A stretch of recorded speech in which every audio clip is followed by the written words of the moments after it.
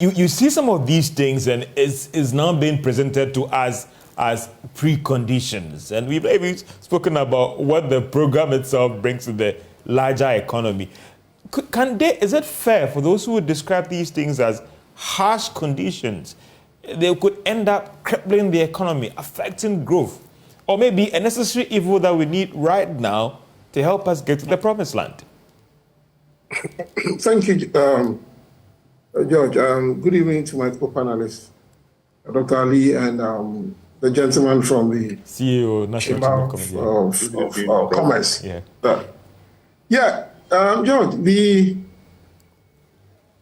I will not say they are harsh conditions because, you know, the IMF no longer gives conditionalities to countries.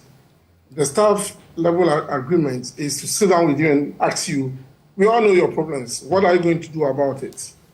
And Dr. Ali said a few of them. We need to create a fiscal space.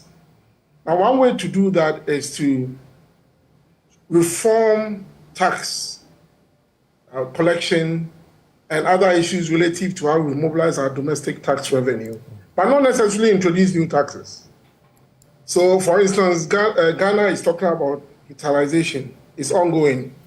How do we digitize the tax collection system to make it easy for taxpayers to comply with the payment of tax? How do we block the revenue leakages by making use of some of these platforms so that we can generate? One of the main conditions was that we're going to front load additional revenue measures to bring in more revenue. But I don't think that they asked us to introduce new taxes, right?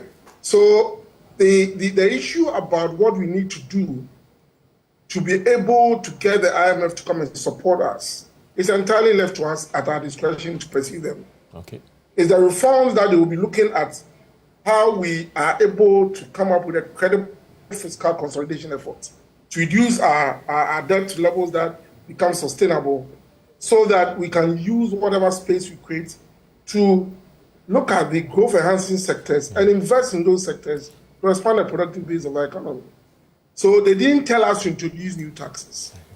We've mentioned over the years that, for instance, the extractive sector, the sort of arrangements that we have with these companies that come in, is it possible for us to call them back to the table to find ways in which we can ask them to make a contribution to our national development?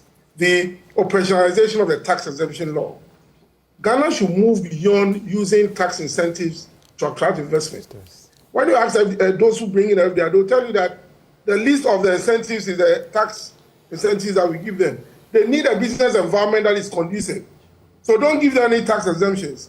Give them a business environment that is conducive for them to come and produce here and tax them, they'll pay.